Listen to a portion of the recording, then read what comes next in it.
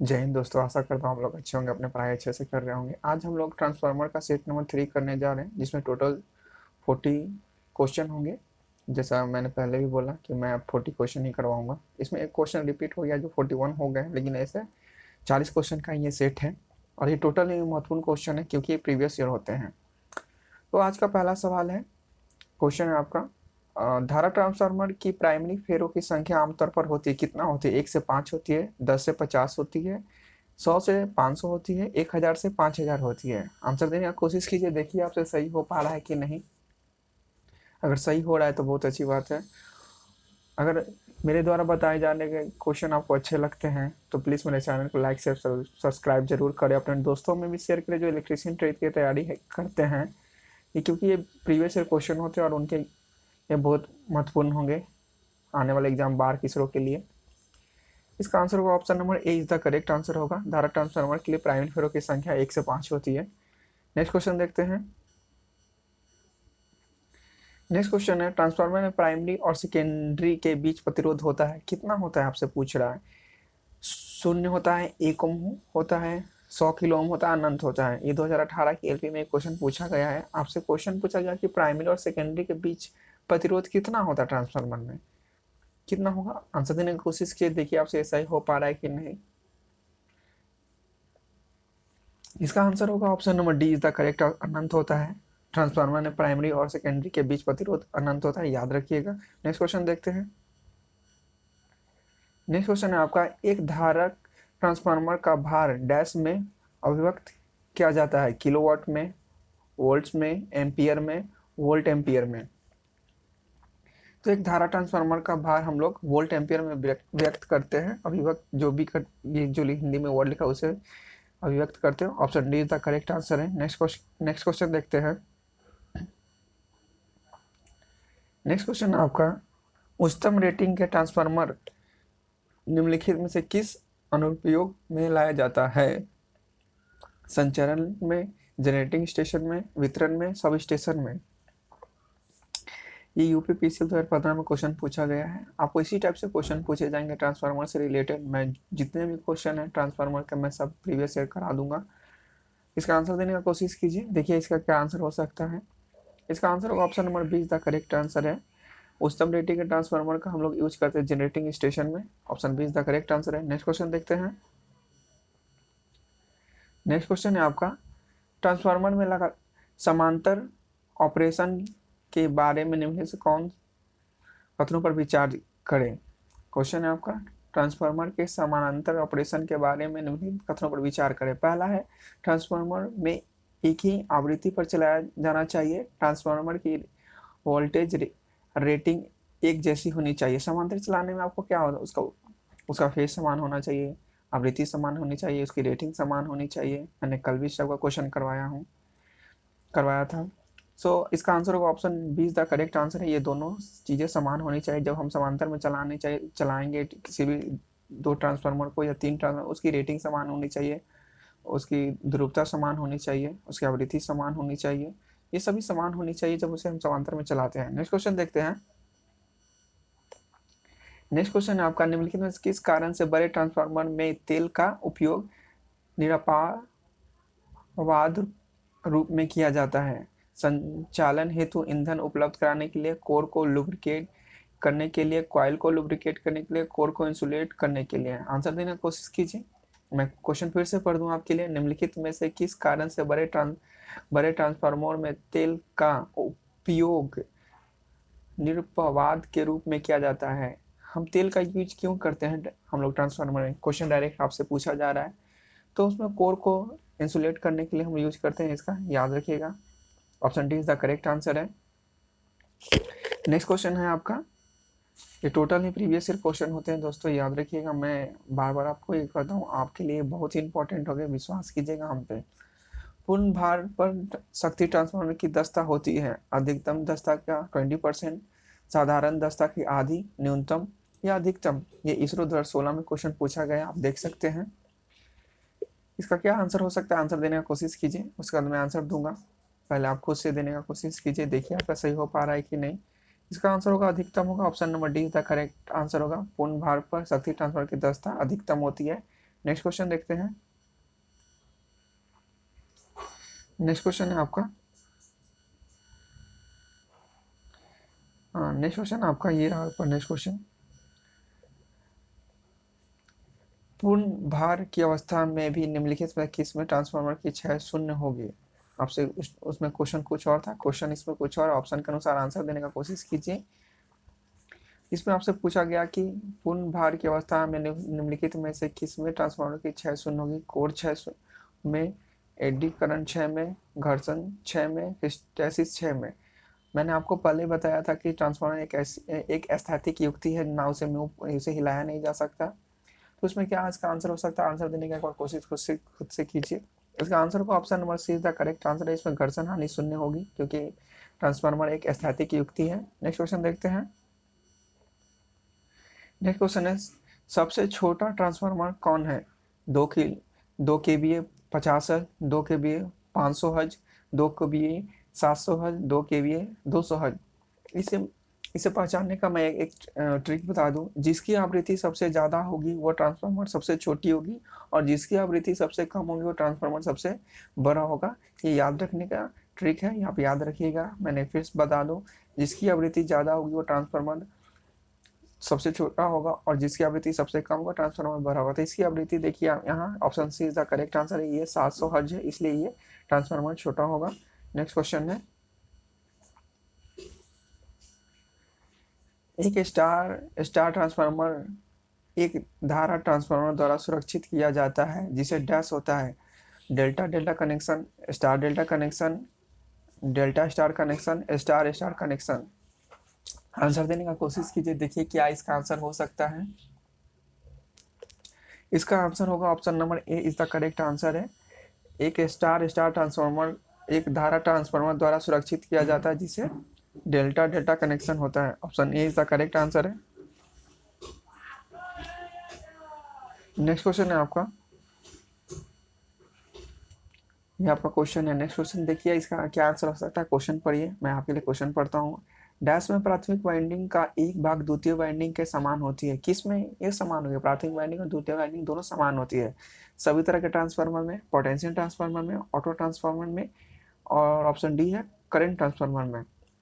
इसका आंसर होगा option number D is the correct answer होगा। ऑटो ट्रांसफार्मर में प्राथमिक वाइंडिंग की संख्या द्वितीय वाइंडिंग की संख्या के समान होती है, ये याद रखिएगा। नेक्स्ट क्वेश्चन देखते हैं। वास्तव में बूस्टर क्या है, ट्रांसफार्मर है, स्टार्टर है, तुल्यकालिक सिंक्रोनस मोटर है, संधारित है, क्या है वो बूस्टर क्या है। 2012 के इसरो में क्वेश्चन पूछा गया है। वास्तव में बूस्टर एक ट्रांसफार्मर है, option A is the correct answer है। नेक्स्ट क्वेश्चन देखते हैं। नेक्स्ट क्वेश्चन है, उच्च आवृत्ति ट्रांसफार्मर में फेराइट कोड इस्तेमाल किया जाता है, क्यों किया जाता है, इसमें क्या होता है। निम्न पारगम्यता, निम्न प्रतिरोध, उच्च प्रतिरोध, उच्च पारगम्यता, क्या होता है ये बिहार इलेक्ट्रिसिटी बोर्ड एग्जाम में 2019 में क्वेश्चन पूछा गया है। आंसर देने का कोशिश कीजिए। उच्च आवृत्ति ट्रांसफार्मर में फेराइट कोर का इस्तेमाल किया जाता है क्योंकि इसमें उच्च प्रतिरोध होता है। Option C is the correct answer है, याद रखिएगा। नेक्स्ट क्वेश्चन देखते हैं। नेक्स्ट क्वेश्चन है आपका, ग्लास के साथ सिलिका जेल ब्रीदर फिट होते हैं ताकि क्रिस्टल का रंग दिखाई देता रहे। क्रिस्टल जब नमी अवशोषित कर लेता है तब उसका रंग नीले से बदलकर निम्नलिखित में हो जाता है। आपसे डायरेक्ट क्वेश्चन पूछा, जो ब्रीदर ट्रांसफार्मर में लगा रहता है उसमें जब नमी अवशोषित हो जाएगी तो वो उसका रंग बदलकर क्या हो जाएगा, नीला से। जब वो सूक्ष्म स्थिति में रहेगा तो नीला रहता है, और जब वो नमी अवशोषित कर लेता है तो किस कलर में हो जाएगा, तो वो पिंक कलर में हो जाती है। याद रखिएगा, जब उसमें नमी आती है तो पिंक कलर में होती है, और जब वो सूक्ष्म अवस्था में रहती है तो वो नीला में रहती है, ये याद रखिएगा। नेक्स्ट क्वेश्चन देखते हैं। नेक्स्ट क्वेश्चन है आपका, करंट ट्रांसफार्मर के प्राइमरी सर्किट में जब करंट प्रवाहित हो रहा हो तब सेकेंडरी परिपथ को खुला नहीं रखना चाहिए, लघु परिपथ नहीं रखना चाहिए, ना तो विपरीत और ना ही लघु परिपथ रखा जाता है, ऐसी कोई शर्त नहीं होती है। ये एलपी 2018 में क्वेश्चन पूछा गया है। आंसर देने की कोशिश कीजिए। क्या होगा जब हम एक करंट ट्रांसफार्मर के प्राइमरी सर्किट में जब करंट प्रवाहित होती है तब सेकेंडरी परिपथ को क्या होगा, जब भी इस टाइप का आपसे क्वेश्चन पूछा जाए कि करंट ट्रांसफार्मर में हम प्राइमरी को अगर करंट देते हैं तो उसकी दूसरी वाइंडिंग मतलब सेकेंडरी वाइंडिंग को खुला नहीं रखना चाहिए। Option A the correct answer है। नेक्स्ट क्वेश्चन देखते हैं।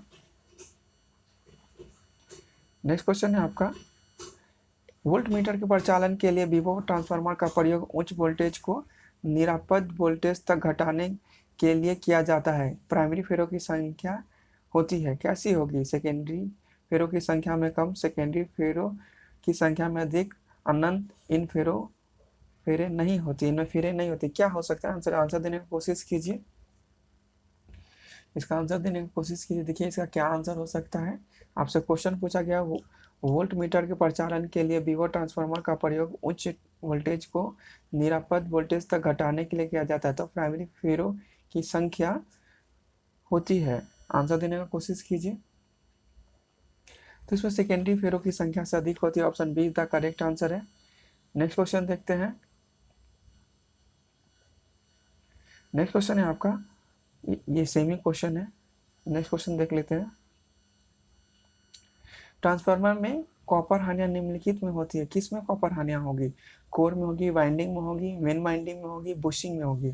तो जाहिर सी बात है कॉपर ट्रांसफार्मर में कॉपर हानियां वाइंडिंग में होगी। Option B is the correct answer है। जब भी आपसे इस टाइप का पूछा जाए कि कॉपर हानियां किस में होगी, तो कॉपर हानियां वाइंडिंग में होती है। ये 2014 के एलपी में पूछा गया क्वेश्चन है। नेक्स्ट क्वेश्चन देखते हैं। नेक्स्ट क्वेश्चन है आपका, ट्रांसफार्मर में हिस्टैटिस हानियां निम्नलिखित द्वारा कम की जा सकती है। आयरन कोर लेमिनेशन की मोटाई कम करके, स्टील लेमिनेशन का सिलिकॉन अंश नियंत्रित करके, ट्रांसफार्मर पर लोड कम करके। इनमें से कोई नहीं। ये इसरो 2020 में क्वेश्चन पूछा गया है। आंसर देने का कोशिश कीजिए। देखिए इसका क्या आंसर हो सकता है। इसका आंसर होगा option number be the correct answer है। स्टील लेमिनेशनों का सिलिकॉन अंश नियंत्रित करके हम लोग हिस्टैटिस हानियों को कम किया जा सकता है। Option B is the correct answer है। नेक्स्ट क्वेश्चन देखते हैं। किसी ऑटोमोबाइल का इग्निशन कॉइल निम्नलिखित रूप में कार्य करता है, किसमें कार्य करता है इग्निशन कॉइल? ऑटोमोबाइल का इग्निशन कॉइल निम्नलिखित किस में कार्य करता है? रेक्टिफायर में, स्टेप अप ट्रांसफार्मर में, डीसी से एसी कन्वर्टर में, धारा ट्रांसफार्मर में। जब भी आपसे इग्निशन कॉइल का बात करेगा तो वो स्टेप अप ट्रांसफार्मर में कार्य करता है। Option B is the correct answer है। नेक्स्ट क्वेश्चन देखते हैं। नेक्स्ट क्वेश्चन है आपका, ये टोटली प्रीवियस ईयर क्वेश्चन होते हैं, मैं बार बार आपको ये बताता हूँ। सेल टाइप ट्रांसफार्मर में कोर के मध्य पहलू का क्षेत्रफल अन्य पहलुओं के मुकाबले होता है, क्या होगा? आपसे क्वेश्चन पूछा जाता है। दुगना होगा, एक चौथाई होता है, आधा होता है, समान होता है। आंसर देने का कोशिश कीजिए, देखिए क्या इसका आंसर हो सकता है। तो सेल टाइप ट्रांसफार्मर में कोर के मध्य पहलू का क्षेत्रफल अन्य पहलुओं के मुकाबले दुगना होता है। Option A is the correct answer है। नेक्स्ट क्वेश्चन देखते हैं। नेक्स्ट क्वेश्चन है, ट्रांसफार्मर हेतु एक अच्छे विद्युत रोधी तेल का न्यूनतम फ्लैश बिंदु क्या होना चाहिए? 180 डिग्री सेंटीग्रेड होगा, 140 डिग्री सेंटीग्रेड होगा, 240 degree centigrade, 200 degree centigrade.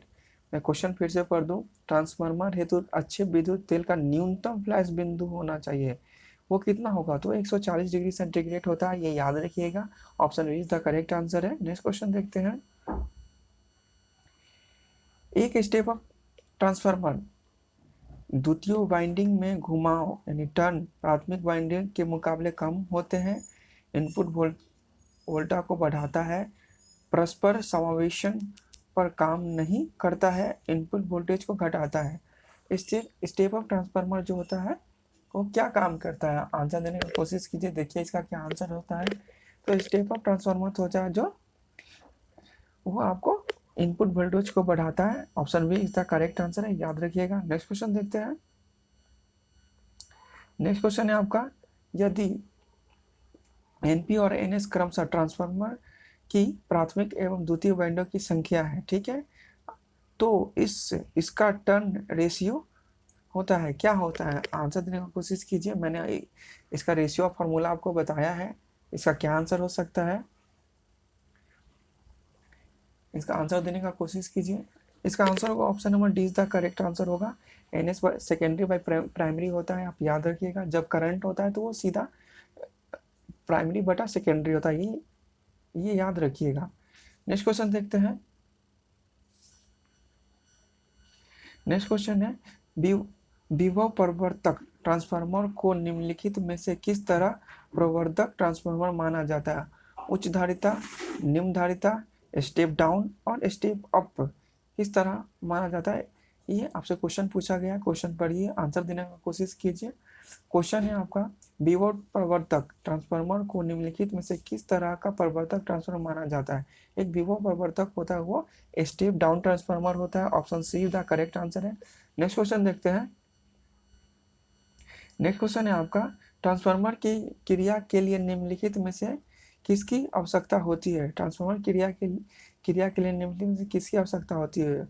Varthaman चुंबकीय फ्लक्स, निरंतर चुंबकीय फ्लक्स, प्रवर्तक चुंबकीय फ्लक्स, प्रवर्तित चुंबकीय फ्लक्स। आंसर देने की कोशिश कीजिए, देखिए क्या इसका आंसर हो सकता है।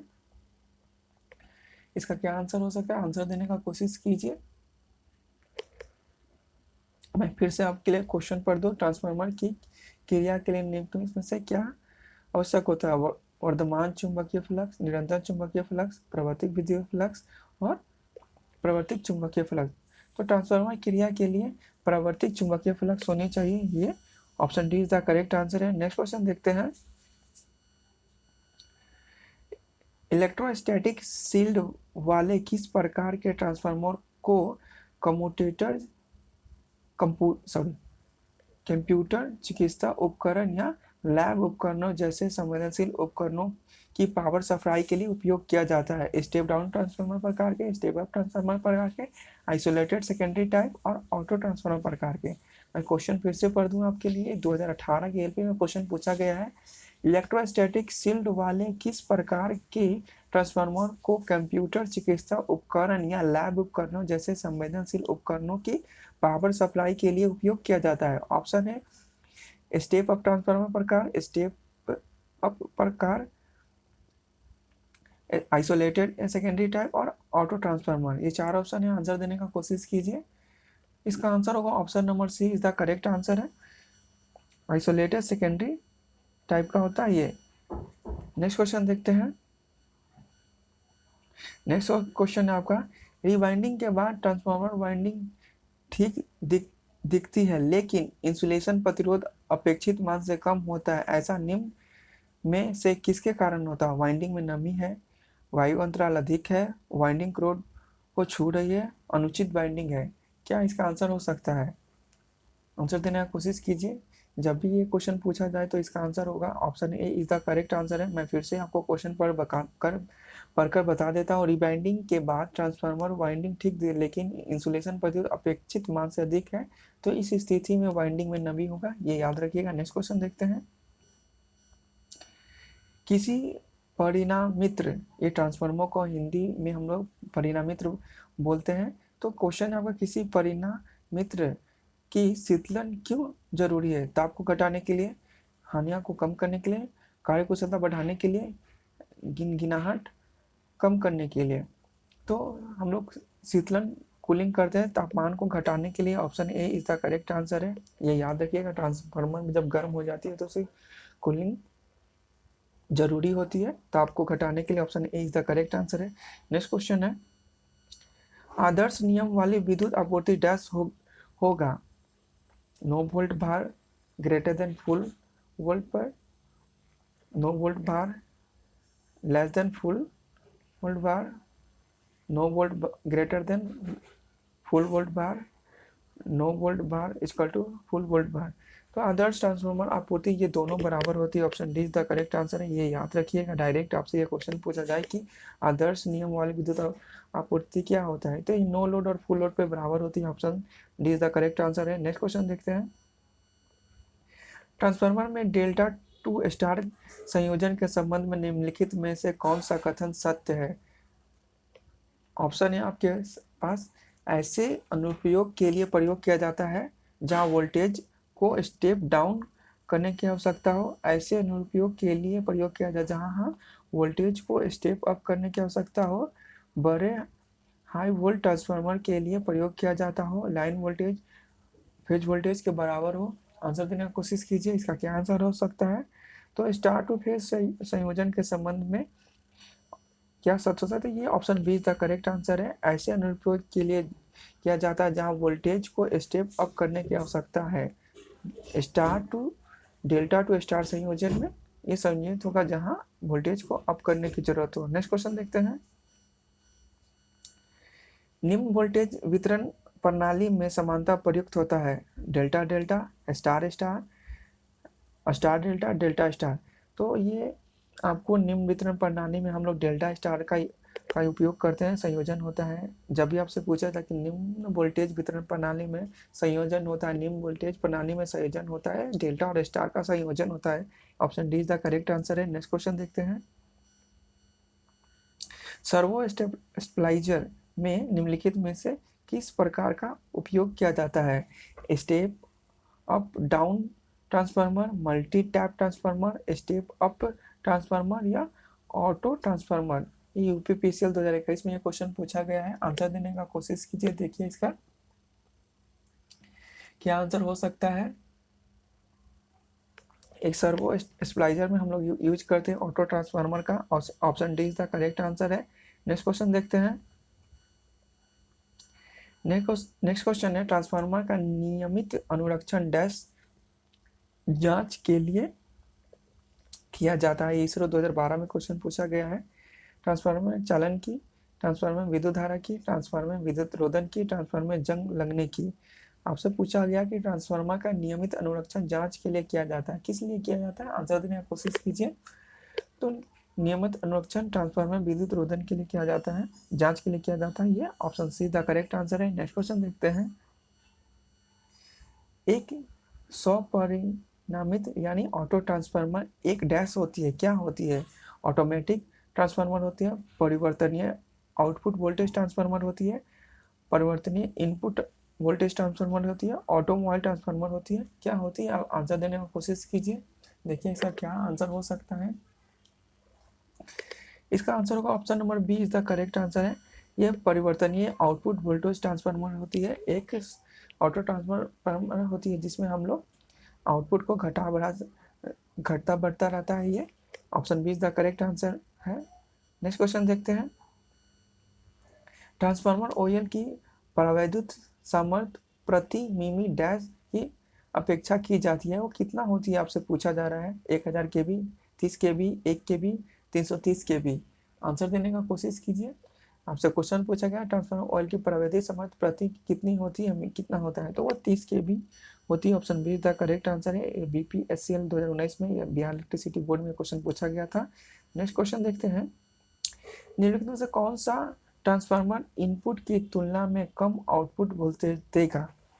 ऑप्शन है आपके धारा परिणामित करंट ट्रांसफार्मर, ऊंचाई स्टेप अप ट्रांसफार्मर, ऊंचाई स्टेप डाउन ट्रांसफार्मर, विभव परिणामित पोटेंशियल ट्रांसफार्मर। क्वेश्चन है आपसे निम्नलिखित में से कौन सा ट्रांसफार्मर इनपुट की तुलना में कम आउटपुट देगा? आंसर देने का कोशिश कीजिए। आउटपुट कम देगा, यानी आपको ये पूछा गया है इसमें जो वोल्टेज कम हो, जिसमें आपको कम जिसमें सारी कम चीज होगी, और इसका आंसर होगा option number C is the correct. Step down transformer होगा जिसमें इनपुट की तुलना में आउटपुट कम मिलेगा। Option C is the correct answer है। नेक्स्ट क्वेश्चन देखते हैं। गैल्वेनिक आइसोलेशन किस प्रकार के ट्रांसफार्मर में किया जाता है? स्टेप अप ट्रांसफार्मर में, स्टेप डाउन ट्रांसफार्मर में, ऑटो ट्रांसफार्मर में, सेंटर टेप ट्रांसफार्मर में? आंसर देने की कोशिश कीजिए। गैल्वेनिक आइसोलेशन किस प्रकार के ट्रांसफार्मर में किया जाता है? तो गैल्वेनिक के आइसोलेशन ऑटो ट्रांसफार्मर में किया जाता है। Option see the correct answer है। नेक्स्ट क्वेश्चन देखते हैं।